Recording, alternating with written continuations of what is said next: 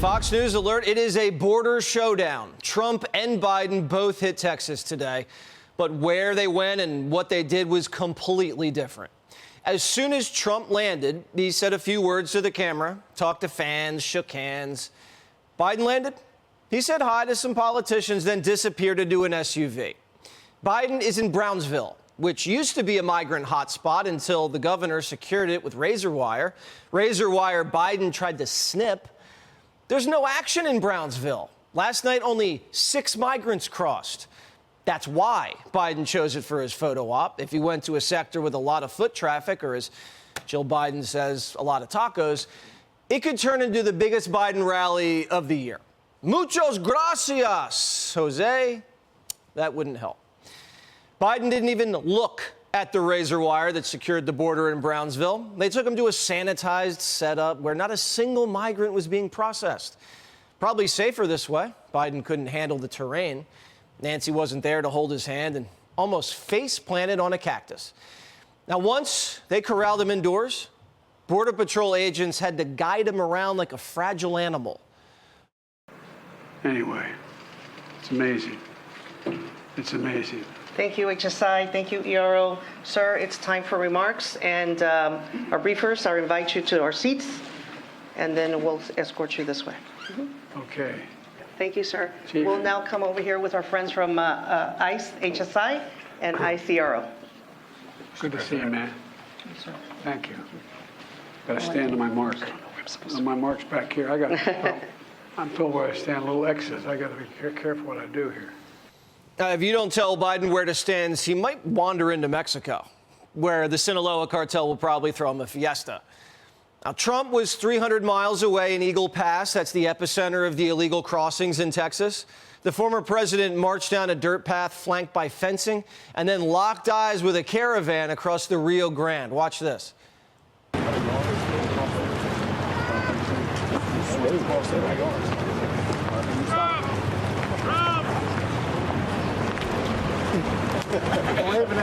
They like Trump. Could you believe it? Now, after getting a raw tour of the border, Trump grabbed the mic and let it rip, branding Biden as the migrant crime president. Watch.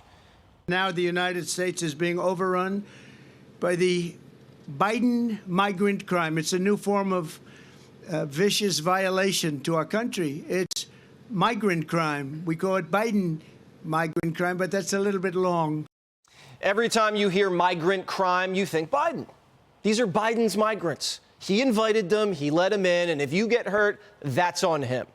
He still won't say Laken Riley's name.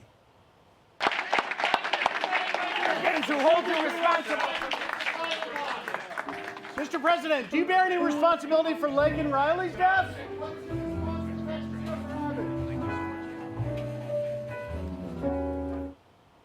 Biden still hasn't called the family. But at this point, he was on a first-name basis with George Floyd's relatives. He checked his watch as the coffins came home, ignores the East Palestine toxic train wreck for a year, and falls asleep at funerals. He can't even perform the basics. I spoke to her parents yesterday. They're incredible people. They're devastated beyond belief. But she was beautiful, just so beautiful in so many ways, and brutally assaulted, horrifically beaten, kidnapped, and savagely murdered. The monster that charged in the death is an illegal alien migrant who was led into our country and released into our communities by crooked Joe Biden. He's crooked. I took the name away from Hillary because she's no longer relevant, I guess. She was terrible, but what he is doing is just unbelievable. Joe Biden will never say Laken Riley's name, but we will say it and we will remember it. We're not going to forget her. Laken Riley would be alive today if Biden had just done his job, the job all presidents have done before him, protect the homeland from an illegal alien invasion. Donald Trump says Biden doesn't know it, but we're at war. It's a military operation. I mean, we have this is like a war. It's a military operation. Now, the president's allowing a cartel-run Trojan horse military campaign into the heart of the homeland, and he's blaming Trump for it. So here's what I would say to Mr. Trump. Instead of playing politics with this issue, Instead of telling members of Congress to block this legislation, join me, or I'll join you, in telling the Congress to pass this bipartisan border security bill. Now, let's save $20 billion and put up razor wire, stop, catch, and release, make them remain in Mexico instead of remain in America. Now, it wasn't too long ago that Biden's border guy was bragging about what they've done. We have rescinded so many Trump immigration policies, it would take so much time to list them. The Biden administration doesn't even call them migrants anymore. They call them newcomers. Well, one of Biden's newcomers from Guatemala was just arrested for raping an 11-year-old in Utah. Jonathan Garcia says he met the girl at a soccer game and thought she was 13. Mr. Garcia, I don't know about in Guatemala, but in Estados Unidos, 13 is still rape. Many of Biden's newcomers are unfamiliar with, how shall I say it, our cultural standards. And now we're reporting a migrant rape almost every day. Immigration is the top issue in this country, and Trump has a 35-point advantage on it. A 35-point advantage on the top issue in America. That's the reason Biden went to Texas. He's struggling to save himself from political deportation. You know how you know when it's political?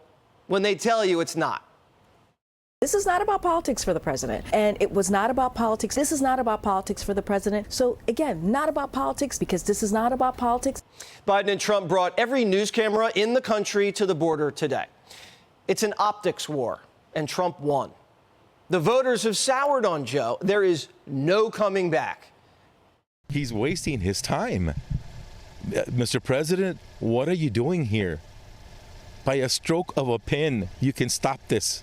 You don't need Congress. It feels like it's a day late and a dollar short. I don't know what his purpose is, to be quite honest. We've had this situation for years.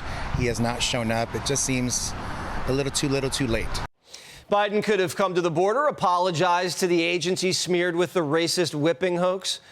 He could have witnessed a detention center stuffed to the gills.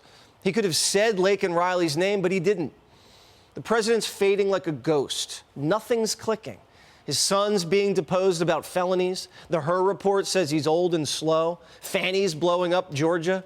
The Supreme Court's throttling his legal strategy. 100,000 Democrats just voted against him in Michigan. Migrants are on a murder spree, and his dog bites everyone in sight. They say if you want a friend in Washington, get a dog.